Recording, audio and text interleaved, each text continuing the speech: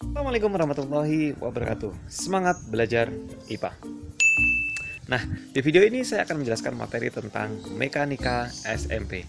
Nah, video ini saya persembahkan untuk mengikuti lomba guru online Erlangga yang dipersembahkan oleh penerbit Erlangga.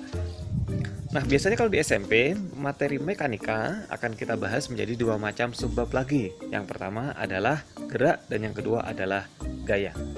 Ini memiliki ciri-ciri. Yang pertama adalah geraknya selalu konstan, memiliki nilai kecepatan yang sama, yang konstan, dan juga memiliki nilai percepatan 0.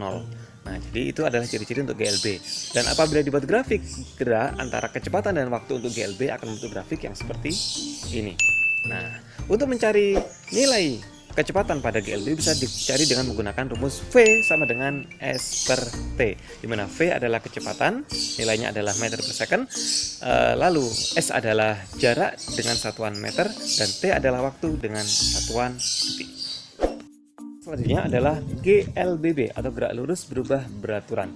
Gerak lurus berubah beraturan memiliki ciri-ciri. Yang pertama adalah kecepatannya selalu berubah. Ada perubahan kecepatan yang selalu konstan. Dan yang kedua adalah memiliki nilai percepatan.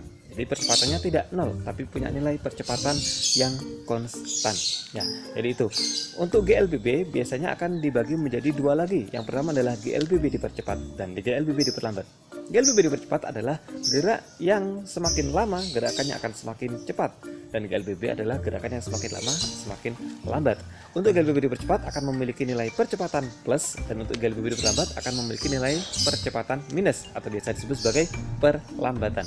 Nah, GLBB dipercepat akan membentuk grafik VT seperti ini, dan untuk GLBB diperlambat akan membentuk grafik VT seperti ini. Nah, untuk di GLBB ada tiga persamaan yang harus kita ingat. Yang pertama adalah VT sama dengan V0 plus AT. Yang kedua adalah VT kuadrat sama dengan V0 kuadrat plus 2AS. Dan yang ketiga adalah S sama dengan V0T plus setengah AT.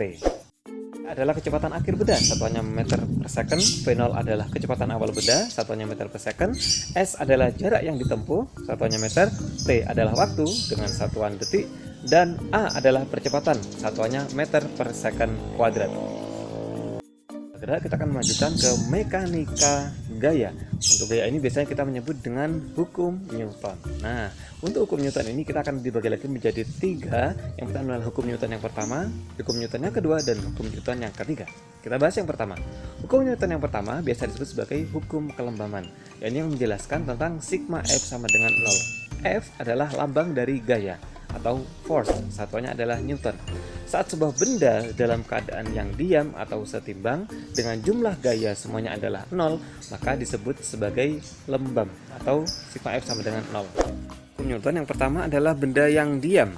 Adalah juga GLB, gerak lurus beraturan. Selanjutnya adalah gerak semu. Jadi saat kita sedang menaiki bis, kita suatu saat akan merasakan gerak semu itu sendiri.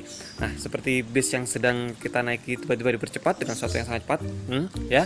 Lalu kita seolah-olah merasa ada yang mendorong kita ke belakang. Kita seperti didorong ke belakang. Nah, itu adalah contoh dari hukum 1 Newton. Atau sebaliknya, kita sedang naik bis, tiba-tiba bis itu direm, ya, diberikan rem dengan sangat cepat sehingga kita seolah-olah terdorong ke depan. Ada yang mendorong kita ke depan. Nah, itu juga adalah contoh dari hukum 1 Newton atau kelembaban. Adalah hukum 2 Newton atau benda yang bergerak dengan kecepatan yang konstan. Nah, untuk hukum 2 Newton ini ada rumus sigma F sama dengan M dikalikan A, atau biasa kita sebut sebagai F sama dengan M kalikan A. F adalah gaya dengan satuan Newton, M adalah massa dengan satuan kilogram, dan A adalah percepatan dengan satuan meter per second kuadrat. Oke, ingat ya, sigma F sama dengan M dikalikan A. Untuk kasus dari hukum 2 Newton adalah GLBB. Jadi GLBB entah itu dipercepat atau diperlambat adalah contoh kasus nyata dari hukum 2 Newton karena memenuhi persyaratan sigma F sama dengan M dikalikan A. Terakhir adalah hukum 3 Newton atau biasa kita sebut sebagai hukum aksi reaksi. Jadi saat kita menggunakan gaya aksi, memberikan gaya aksi, maka akan ada gaya yang memberikan kita reaksi. Nah, contoh dari hukum 3 Newton ini, misal kita sedang mendayung kapal. Nah, saat kita mendayung kapal ke belakang, seolah-olah ada yang mendorong kita ke depan juga dari dayungan kita tadi.